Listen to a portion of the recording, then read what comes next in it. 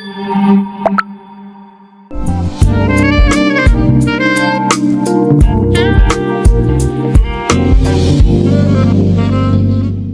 Afia, proudly brought to you by Qtix PLC, exclusive quality since 1982. From Onitsha to Enugu, from Aba to Oka, a new generation of entrepreneurs is rising. We see them scaling and trying so hard to break the norm. But over time, they are plagued with one cause, trying to find funding to take their business to the next level. Welcome to Onye Afia. On today's edition of the show, we will be discussing how founders can find funding to scale their business. I'm Bodera Collins, and I have with me a gentleman in the studio to help me with this conversation. His name is Chukwuemeka Obinwugo, and he is the founder of Ijele, an agro-processing company here in southeastern Nigeria. We'll be going on a short break, and when we come back, we will pick up this conversation proper.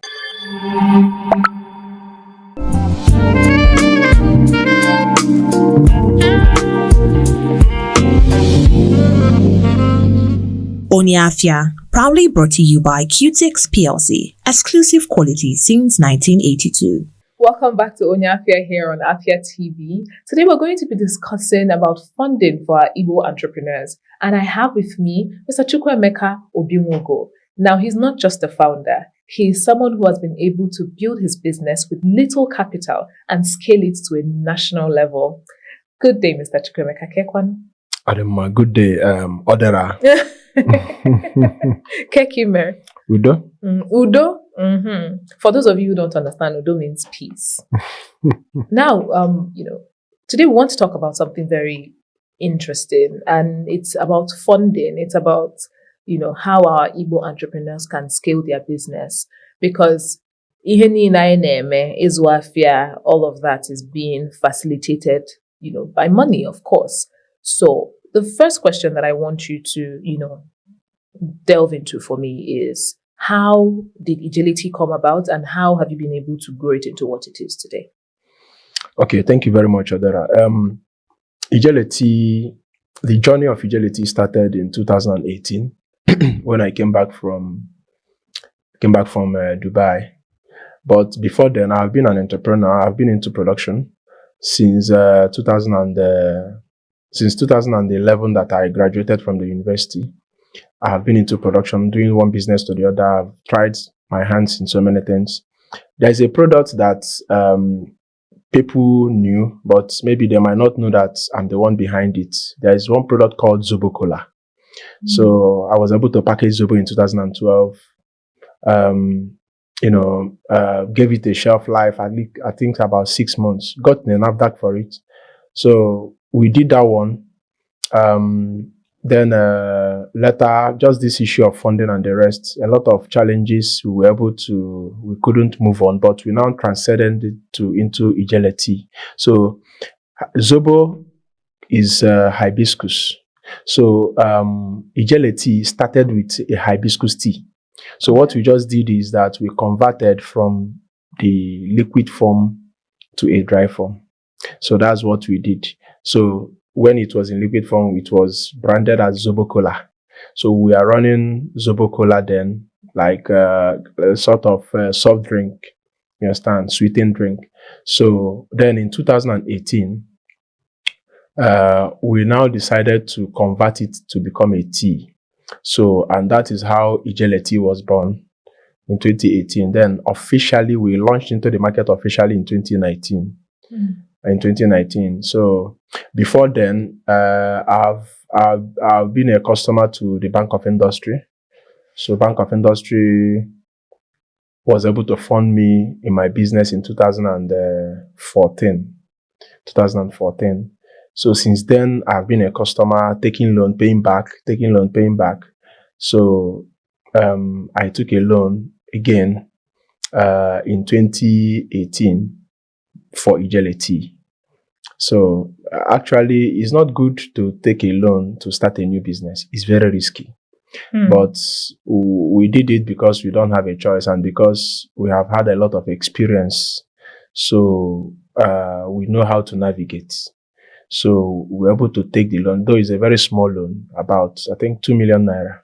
So we just took it, tried Ijele tea, and it worked out. So since 2019, we have been in market.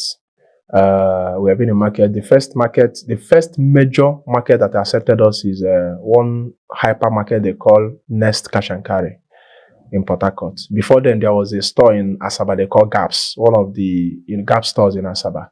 Those are the first two stores that accepted Ijele tea.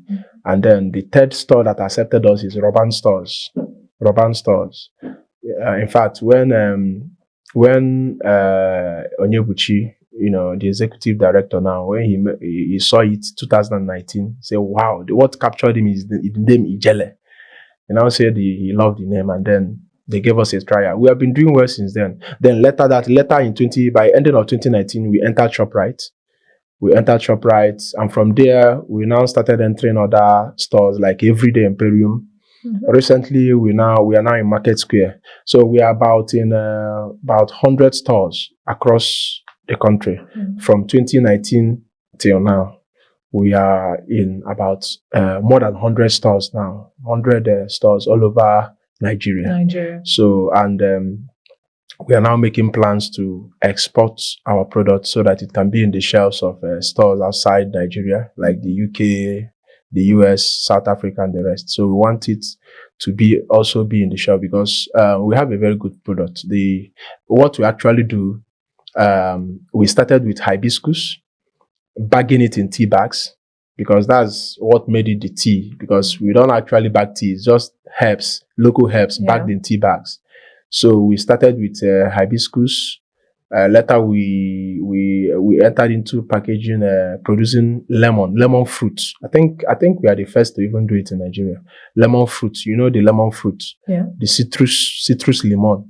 So the lemon fruit, we were able to process it and then convert it into tea bags so that you can just take it, with your hot water and the rest. And that lemon are very good. They are very good. We mixed it with ginger. So we later also ventured into our bitter leaf, onugo. So we packaged onugo. It is globally known. Our bitter leaf have been globally known for the herbal, herbal benefits, medicinal benefits. It is even a known, a known knowledge now all over the world. So we were able to package it in tea bags, mixed with other herbs that we have that we also know. We just use it to cook, like mchang, scent leaf, otaze, all those, then lemongrass and the rest. Some of these, local herbs. So we're able to bag it in tea bags. And then lastly, we developed the one we called women's tea. There is one herb they call ajumbise. Some of us knows ajumbise.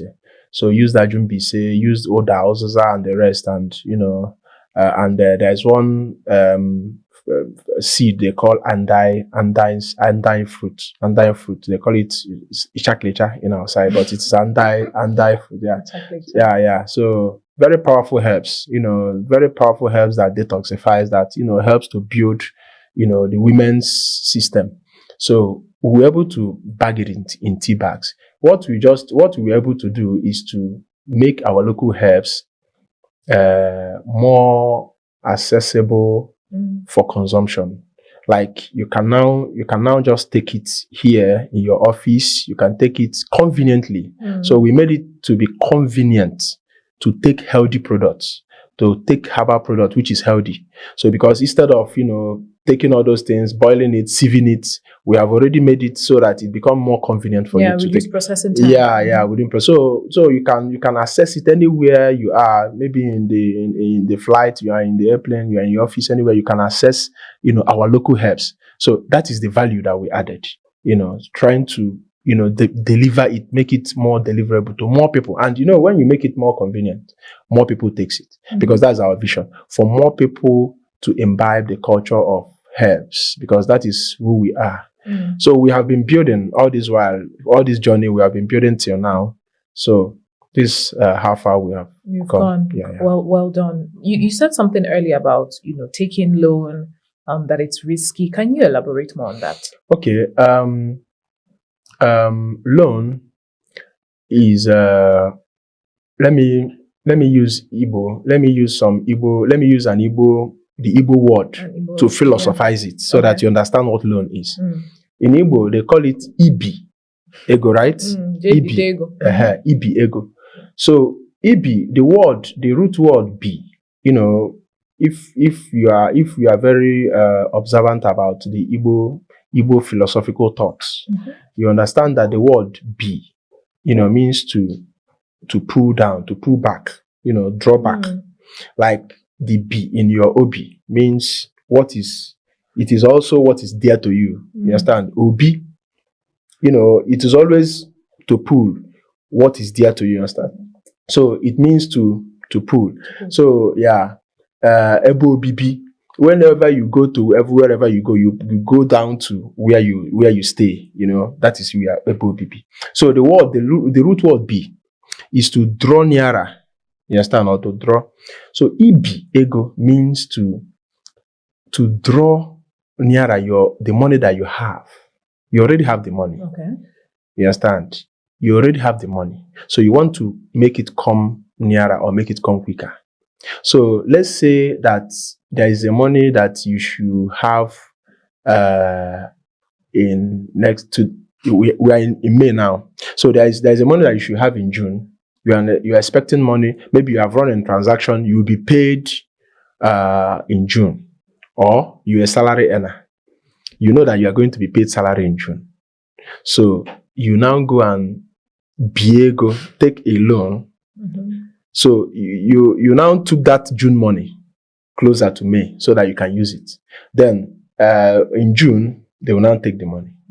So the money that you would have gotten in the future, so the mistake people make is that they go to Biego that they don't have. I don't know whether you're getting me. Okay. So you don't Biego in Enwelo. So you don't take a loan for a new business that you don't even know whether it will be successful or not. You have not gotten any income. You don't have any money in the future. I don't know whether you're getting me. So that's why it's good you take a loan for existing businesses. Okay. Yeah. So the difference is don't take a loan to start a business. Take a loan for an already existing venture. Yes, because an already existing venture, you already have a tentative of the money that you are about to get. It is on that money that you are collecting that loan. If you already as an entrepreneur, if last year your turnover, you were able to make a turnover of, let's say, 1 million naira.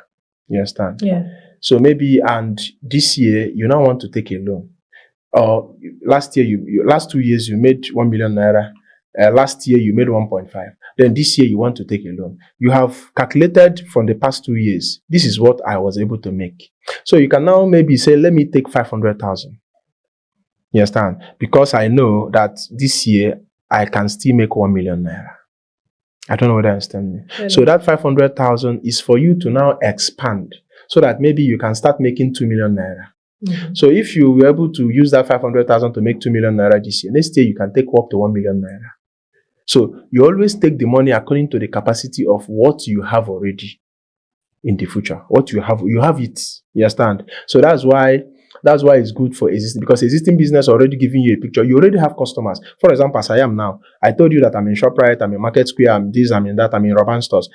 I have done business with Roban stores since 2019 till now is up to 6 years, right? So I've supplied Ijele tea to Roban stores for 6 years. Yeah.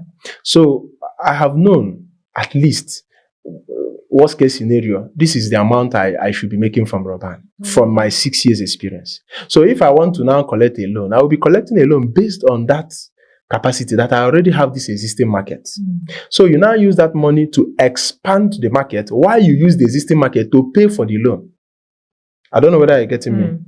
You don't collect a loan and expecting to be paying it back with the market you are about to build. No, you are going to pay that loan with the market that you have built already. So while the existing market is paying back the loan is now used to expand the market. So you are not expecting the repayment to be coming from your expansion. It should be coming from the existing. So that's why you don't collect loan. It is risky. Risky. Yeah. I did it, but I don't advise people to do it. Yeah, because you might not be as smart as we are. Yeah, so that's it. And I won't even say that it is. I won't even say that it is. I won't even say that it is a new business, because we have started. Like I told you before, since 2012, I did Zobo Cola. So we have been doing something. So it's not new per se. It's not new per se. So that's what I'm. So it's a new brand, but it is not new per se, because it is still the business going. It's just that we just changed. We just, rebranded. Rebranded the product. Yeah. Okay, now moving away from seeking loans, right? There are a lot of Igbo business people that want to scale their business, want to grow their business, but unfortunately they are constrained by finances. How, or rather, in your experience, how would you advise them to go about seeking funding for their business? Okay. Thank you very much. We have a very big gap in funding in the Southeast. A very, very big gap. There is no other way that the young people can seek, for finance. There is no other way rather than the normal conventional ways that they have been seeking. There is no special other ways. You understand? The thing is that the angle that I should be coming from is there is not available. It is not even available. Much availability. Not because that we wanted it to be available and it is not. It's because that we don't even know that we should make it available. I don't know whether you understand my English. No, can you break that down? Okay. Water. Yeah. We are not yet conscious enough to understand what it means to build a nation economically. You understand? So many of us always think that it is the job of the government. The government should do that. They should bring money. They should share to entrepreneurs. You understand? But when you look at serious nations all over the world, you will see that most of the funding that funds businesses comes from private individuals. Comes from private foundations. Rich people bring out money, some portions of their money, to create trust funds. You understand? For dedicating it for some, specific businesses or so. So it is not available here. You understand? It's not available here in the Southeast because we are not yet that conscious. We are still having this traders mentality, buying and sell. So we have not advanced to that entrepreneurial, trying to fund entrepreneurs. Fortunately enough, many of us are now rising now. The younger ones are now going towards that entrepreneurship, breaking barriers in different sectors. You understand? So, but seeking for those funding becomes a very big challenge because that the people we are expecting to start having that discussion are busy pursuing what I would say frivolities. You understand? And are busy pursuing frivolities. They are busy spraying money in burial ceremonies and celebrating birthdays, lavishing birthdays and the rest. I'm not saying that it is bad. I'm just saying that there is a conversation that we should be having that we are not even having. You understand?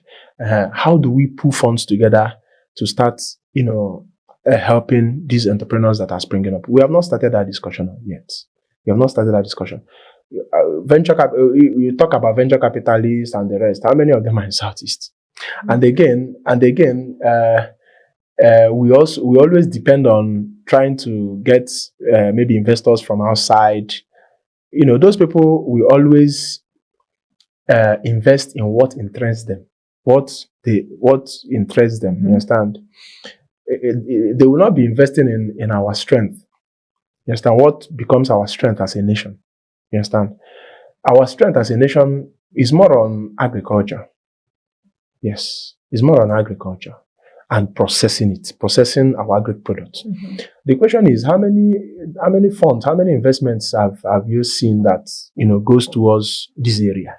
You don't see a lot of it. Yeah, I don't see a lot of it. Most times you see people in ICT, you understand, they said maybe mostly in Lagos, they built this one, these people bought it, mostly in ICT. But food is a very crucial, part of man that, it becomes our strength that we should have harnessed it, but we are just neglecting it, pursuing shadows. So, pursuing shadows. So, the entrepreneurs, what I will advise them to do is, number one, because of lack of financing or lack of funding, they should be thinking of pulling resources together. They should be thinking of coming together, merging. They should be thinking of collaboration more. You understand? We should build that mindset of collaboration. That is our culture before. We have this culture of Igbo anyedanda girigiribu where's is it you mean Igbo anyedanda? Igbo anyedanda means collaboration now, like collaboration, as against competition. Yes, and danda is an ant that carries a load together. They don't carry load, separately. They carry load together, and because of that, they now say that there is no load that there is no load that they cannot carry. No matter how heavy the load is, that danda will always carry it because they always come together to carry that load. So you see danda carrying load that is much heavier than them, but because they are in group, they will be able to handle it. We are the Igbo people. We are cluster people. We are cluster people. Yes, in as much as we are individualistic, but we are a cluster people. So, and that cluster, that's Igurube, that's Igurube strategy. We have been using it even in our business model. In fact, the actual business model of the Igbo man is the Igurube strategy, is the cluster strategy, or let me call it the Danda strategy. You understand? It's the Danda model. Let me call it the Danda model because let me give you an example of this clothes that I'm wearing now. They call it Akwete. You understand? Akwete is the name of a town. You understand? But they were able to convert the name of their town to a brand. It became a brand that even lasted for thousands of years. Nobody knew when Akwete started.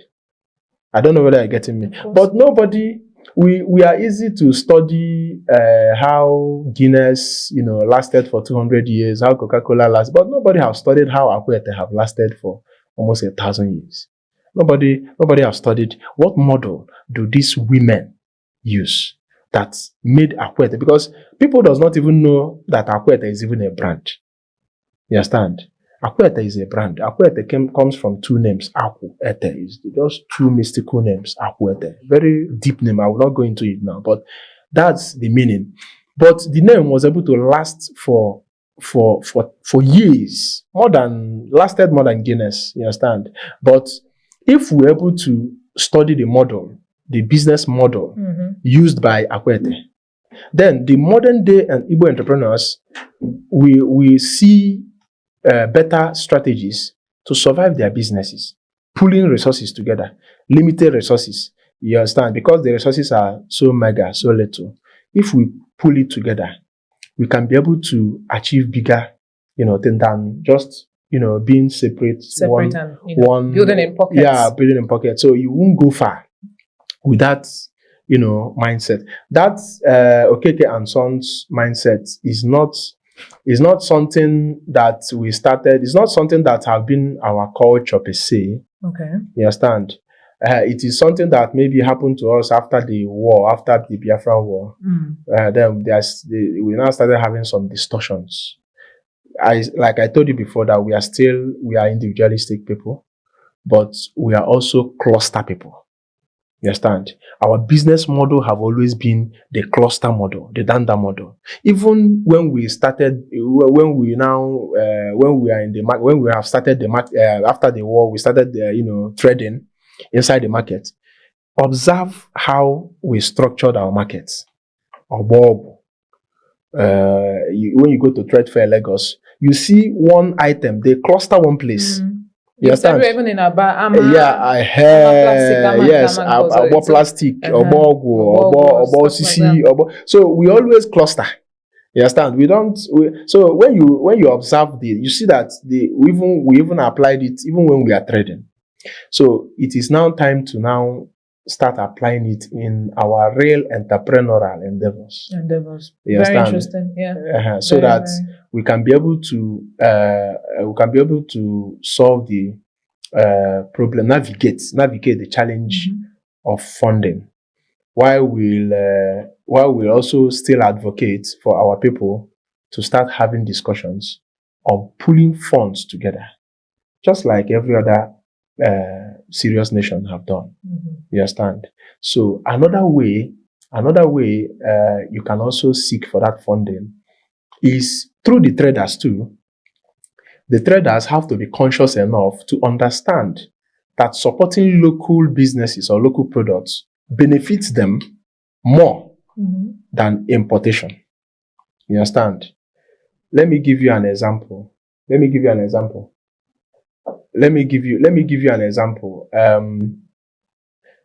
Ijele tea. There are people that import tea. A lot of Igbo people, you know, they do the business of importation. They import tea from Sri Lanka, from China, slim tea and the rest. You understand? So they import it. So some of them, I have met some of them and said, some of these teas that you import, we have it here. Give me your brand. Let me do contract manufacturing for you. Let me manufacture for you, so that you start doing importation. So that money that you are taking to Sri Lanka, you bring it down home. You understand? What's their response? They didn't agree. Okay, we're going to talk more about that. We just need to go on a short commercial break. Okay. This is a very interesting conversation. We're going to talk more about this when we come back from the break. You're still watching Onye Afia. See you soon. Onye Afia, proudly brought to you by Qtix PLC, exclusive quality since 1982. Welcome back. We're still here on Afia TV and the show is Onye Afia. We have been having an in-depth conversation about funding for Igbo entrepreneurs here in the southeastern region of Nigeria. And I've had Mr. Chukwuemeka Obinwugo. He's the founder of Ijele Tea. And yes, this conversation has been very interesting. It has been very eye-opening, very diverse. You were saying something earlier about you reaching out to most importers and saying, give me your money. Let me run let's run a white labeling partnership. Yes. And here, yeah.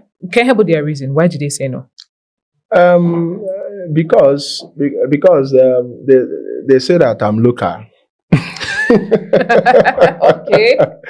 So local in what sense? Can you frame me in local? This local in this part of the world, they normally use it as a derogative term, but it's not a derogative term. That's what builds a nation. You understand? And every product is local to where it is being produced. So if they don't know that the product that they import from Sri Lanka is local in Sri Lanka, so they bring it down here. So that's what I'm saying about mindsets. So there is need for much advocacy on the traders to start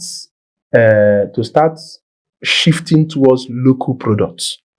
It requires advocacy. It requires people to start sensitization. It requires, maybe a group to start sensitizing the traders on the need, because I don't think that they know. There was a time we have a distortion from local to importation. These are causes of maybe after the Biafran genocide, there was like a paradigm shift, because we are trying to survive. So, and there's one danger about survival mode. If you remain in survival mode, you will not grow. So there is a time you have to remove the survival mindset so that you can grow. So the survival mindset is that, okay, a lot of things have been destroyed in our home. Let us import products. Let us bring in product to sell, at least to make money. So when you have now started making the money, you should be investing backward integration. You should be investing backwardly towards local. But we have not reached that stage because we have not been able to advance, from that survival. But isn't that a few years ago we had the conversation of Akuluono. It became in fact, it was a campaign, for Igbos to come and invest back home. Isn't that similar? Yeah, Akuluono, I'm so sorry, but I see it as more of noise. We made a lot of noise about it. In what way? Because we don't even know what the Akuluono is. Because I've seen the people that, shout the Akuluono. Most of them, we are talking about building houses, building houses in their communities, That's not the Akuluono that's not the Akuluono. Akuluono is actually, it is not even a must that you must come back to build a business. You understand? Akuluono means putting your money where productivity is, whether you are involved directly or indirectly. Not indirectly. If you are in UK, for example, and you insist that whatever product that you'll be using, if it is local, you must buy it. You can buy other products if there is no local alternative. From the toothbrush that you use, to the cream that you rub, to your bathing soap, to your clothes, to everything. You understand? As long as there is a local alternative, you buy it. You understand? That's even the real Akuluono, because that is the most effective way you are sending your money home.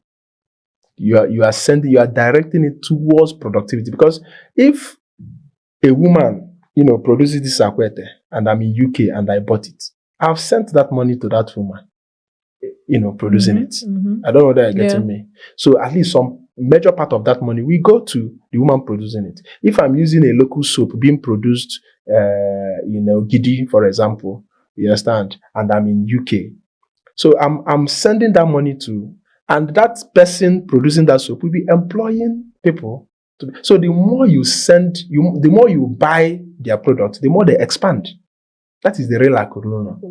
So you don't even have to be, an investor, so to say. You can invest by simply purchasing a business. That's the point. Purchasing from a business. Yeah, you must not come to build the business directly.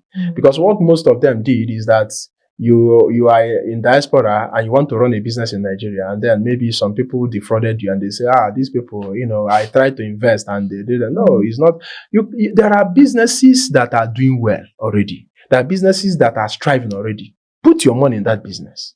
Invest, not directly. Maybe become a nominal investor, become a nominal partner. Put your money inside it. Even if you are not, maybe you are skeptical, okay, that you don't know whether your money, start buying it. Start purchasing local products. Buying local products is even more effective Akuluono than trying to, because the more you buy the local product, the more you encourage that entrepreneur to be expanding. So I like the direction that you're going with this, because it's sort of taking us somewhere else. And that is, oftentimes in interactions with some Igbo entrepreneurs or business owners, you quickly find out that they do not want to let go, shares in their business, parts in their business, because aside the cultural change or cultural shift that we're talking about now, patronize from these businesses. If someone is going to give you money to do a business, oftentimes they want value in return, right? Now, why do we have this problem? Why do we have a situation where ndị madada achọ ka madu gochale parts? Like, one of the guests I went, that was some weeks back, said something that it is better to have the leg of a cow than to have a full goat. And that was so profound. So what do you have to say about that? It is two ways. Okay. You understand? Yeah, it is two ways. First of all, you might not blame the entrepreneur who doesn't want to, give out. Sometimes it is not actually about the money. You have to, I'm wearing the shoe, so that's why I'm trying to. Sometimes it is not always about the money. Building a business is like giving birth to a child. You understand? It's like giving birth. There is this huge emotional attachment that a founder have for his business. It grows, that emotion grows beyond money. It grows beyond material gain. You understand? Sometimes I might even tell you to, okay, take the money, but allow me to make the decisions. You understand? Sometimes what makes some of these entrepreneurs afraid, is not about the money. It's about the decision. Okay. They don't want to lose that decision power, because they are afraid that that vision that they betted might be thwarted. And once they lose that vision, the passion is no more there. Yeah, it alters the course of the business. Yeah, you understand. I will give you an example. There was a time when I started this Ijele newly in 2018, 19. I think 18 or 19, I can't remember, but it's between 2018 and 2019. There is a rich man that I met. He's my friend. I will not call his name. So, and do you know what he told me? He now told me that he made offer to, take some shares in the business. I don't have any problem. But now look at what went on now. So he now told me that first of all, we have to start from importing the lemon tea and the hibiscus tea. So I was like, why are we going to import it when we have the abundance of the raw materials here? He said, no, we have to first of all start importing it so that let's see how it enters the market. And then from there, we now start, talking about building it here, bringing in the China people to come and, build it. I said, why should we be bringing China people when I can do it? You understand? So, and then I now told him that the lemons that grow in China is not the same as the lemon that grows here. Because here we have tropical environments here. So our lemons have more, they are tougher here, and the phytonutrients are higher here. You understand? Okay. So the lemon, if you use the lemon fruits in China to, do the jelly tea, it will not be the same with the one here. And then he now said, who cares? Who cares what is inside it? What we care is that let it enter markets. So that was how I rejected his offer. So his offer was not rejected because of money or because I was there, because of the direction that he was going. So sometimes our people are not mentally prepared to become investors. Okay. It's not only the entrepreneurs who are mentally prepared to accept. The investors too are not also mentally prepared. The Igbo man still does not understand what it means to be an investor. He doesn't still understand it. Somebody have approached me and said that he want to buy shares in my business, that he will put 50 million and then he will take 70% and I will take that. Sorry, I'm laughing. So, and I told him for 50 million naira. He said yes. So now they don't understand this. Was it an offer or was it this is what it's going to be? That's the offer they gave me now. You understand? Okay. So, and I turned it down, of course. Okay. So maybe tomorrow you now blame me that I don't want to sell my shares, but it is ridiculous. So our people are not. Just look at if you watch these shows about these venture capitalists, the one in UK. You watch the Lions Den, when you watch these two, I will not go far so that, but watch the one they do in the US or UK. In fact, watch the one in the US. Okay. They do those venture capitalist stuff. I think they did in Discovery Family or something like that. I can't remember. So when you watch it, then watch the Lions, then you will see the difference. Our people are not yet, the Nigerian investor, or maybe let me say the Igbo investor, we bring in a very small money and they want to take every share from your business. Then you now ask him, okay, what if in the future I want to sell more? Where will I get to share? You understand? There is some people have approached me and offered 25 million for 50% of my business. So so I now ask them, okay, if you now take 50 and then I now want to raise 100 million, which one will I now sell? So they don't know that it is not just only money. You understand? There are so many things that builds a business. So many things, not just to the money. You understand? Somebody can bring a small money, but bring a network that will take your business Yeah. to the next level. I think at the end of the day, what you're talking about is proper value exchange. Yes. Proper value exchange That's in what the, we are. in Yeah, the yeah, course. that's What it is, Mm, right? yeah. So let's leave the investors, right? Because we're slowly coming to the end of Okay. today's edition Yeah. episode. Sorry. Now, looking at the number of years you've done this business, what would you say? Aside, you've talked about collaboration, a few other things that you mentioned for the entrepreneurs themselves to do. How else would you advise entrepreneurs to prepare their businesses for scaling and funding? First of all, they have to. There's what one of my mentors. He's dead now. Engineer Ijele. He told me, years back. He said, "Is stay power, stay power." So, first of all, when you start your business, you have to have that stay power to stay. Forget about making profit. Forget about trying to. You might not break even in your first year. You might not still break even in your second year, but have that stay power, because that's your history is what will actually bring in investors or funding to you. Your history. So your ability to present what you have been able to do over the years. Just be tenacious enough to do. Even when you are not making profit, be doing and be having that history of results, show workings, that it becomes easier for you. So when I started, newly, it is more difficult for me to collect funding. But now, the further you go, the easier it becomes for you to, because you can present what you have been able to do. I don't know where you're getting me. So the advice I'll be giving them is for them to have what we call stay power. And that stay power requires a lot of discipline, a lot of tenacity, a lot of willpower.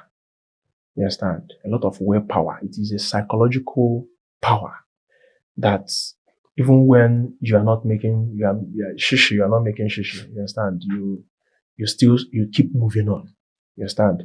And then forget about the distractions. Forget about all those peer pressure, all those doings, all those, what do you call it? Parties, and you understand? In fact, remove yourself from all those social clubs so that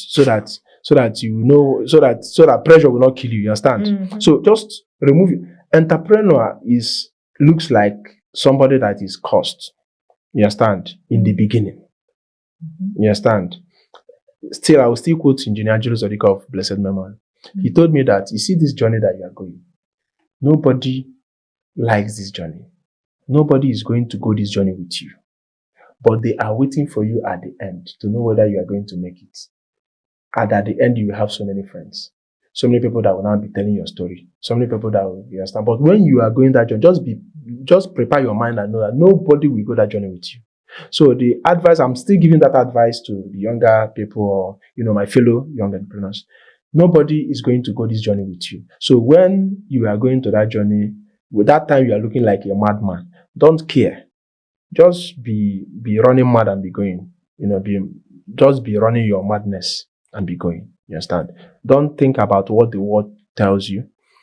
Forget about luxury things. Build that business.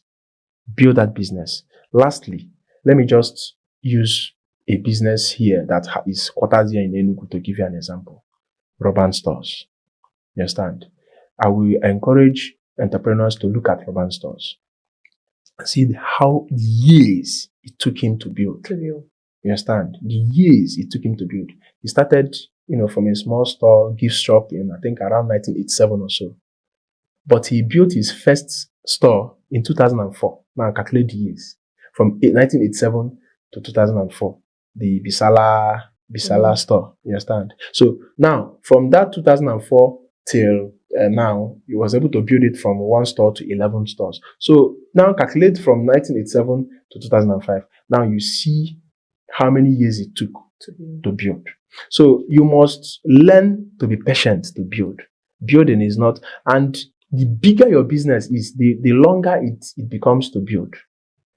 Elephant does not, give birth. I think elephant carries pregnancy for almost 18 months. You understand? But whenever it gives birth to a giant, you understand?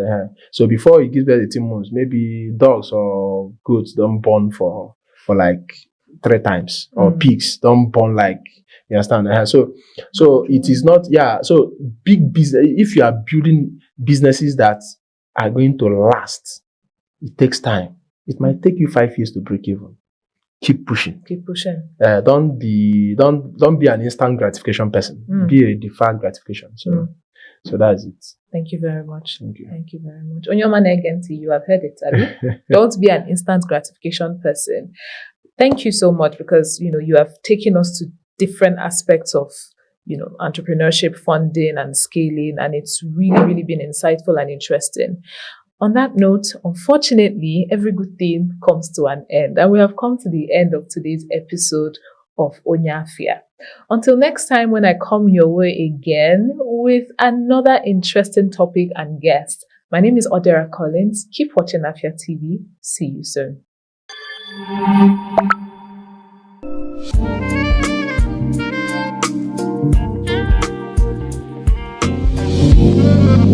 Onye Afia, proudly brought to you by Qtix PLC, exclusive quality since 1982.